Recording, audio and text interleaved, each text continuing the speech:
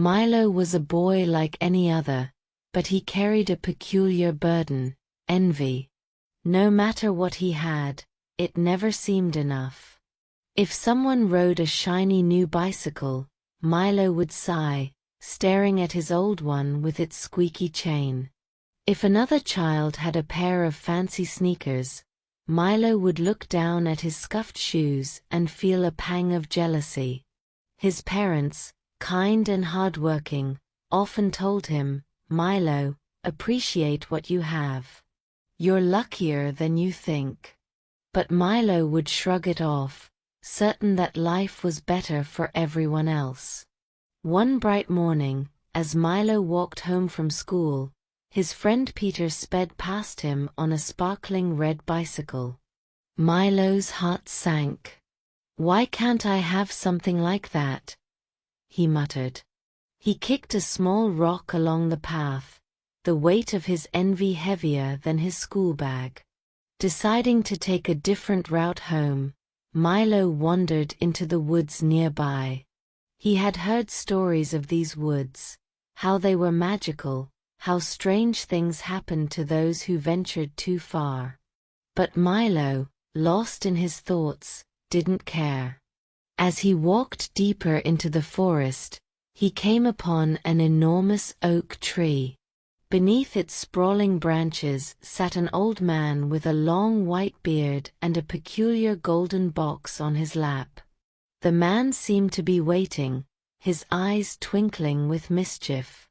"Hello there, young one," the man greeted, his voice kind yet commanding.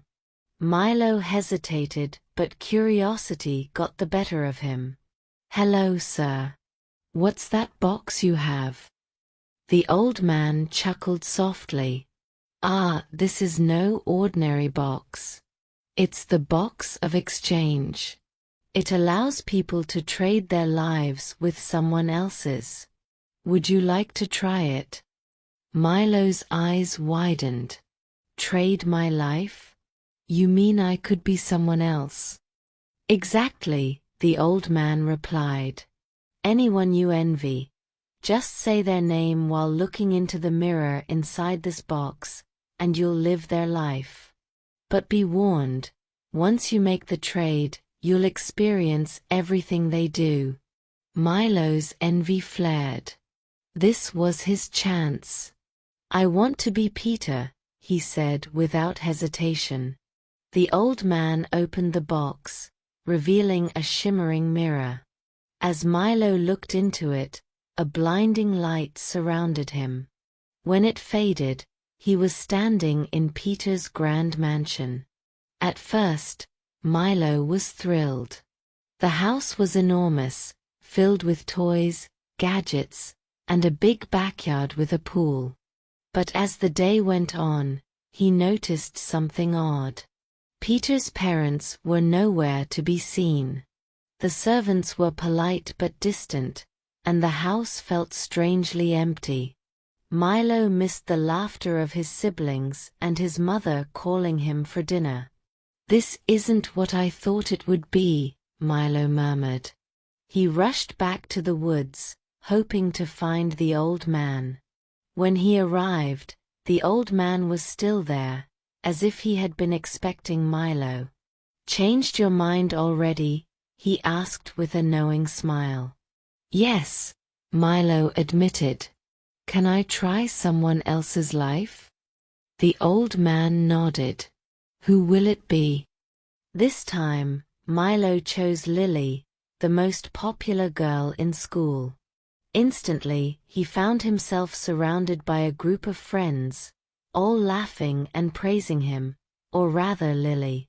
But soon, Milo realized the pressure Lily felt. She had to constantly maintain her image, pretending to be happy even when she wasn't.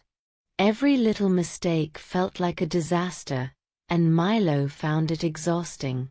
One by one, Milo tried the lives of others he envied. The athletic boy who seemed perfect on the field had a secret injury that caused him constant pain. The girl with perfect grades stayed up all night studying, missing out on fun and sleep. Even the wealthy businessman in the town lived in isolation, his fortune unable to buy him true companionship. Finally, Milo returned to the old man, defeated. "I don't want anyone else's life anymore," he said. "I want mine back." The old man smiled, handing Milo the mirror. "Then look into it and say your name." Milo obeyed, and in a flash, he was back home.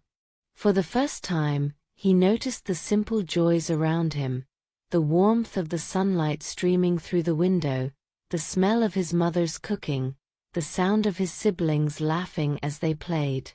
From that day on, Milo stopped comparing himself to others.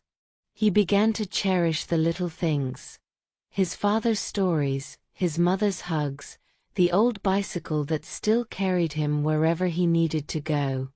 Though he never saw the old man again, Milo often thought of the golden box and the lesson it had taught him. True happiness, he realized, wasn't about having what others had. It was about appreciating what was already his. And with that understanding, Milo's heart felt lighter, his days brighter, and his life richer than he ever thought possible. Let's learn some words from the story. Envious. Meaning, feeling jealousy or a desire for what someone else has. Example: Milo was envious of Peter's shiny red bicycle, wishing it were his. Peculiar. Meaning, strange, unusual, or unique. Example: the golden box had a peculiar design, unlike anything Milo had ever seen. Hesitated. Meaning, paused or delayed action because of uncertainty or doubt. Example: Milo hesitated before approaching the old man, unsure if he should trust him. Commanding. Meaning, having an authoritative or powerful presence. Example: the old man's voice was kind but commanding, making Milo listen closely. Murmured. Meaning, spoke softly or in a low voice, often expressing doubt or emotion. Example: Milo murmured to himself, realizing Peter's life wasn't as perfect as it seemed. Blinding. Meaning, extremely bright, making it difficult to see. Example: the mirror emitted a blinding light, and Milo had to shield his eyes. Don't forget to like, share, and subscribe.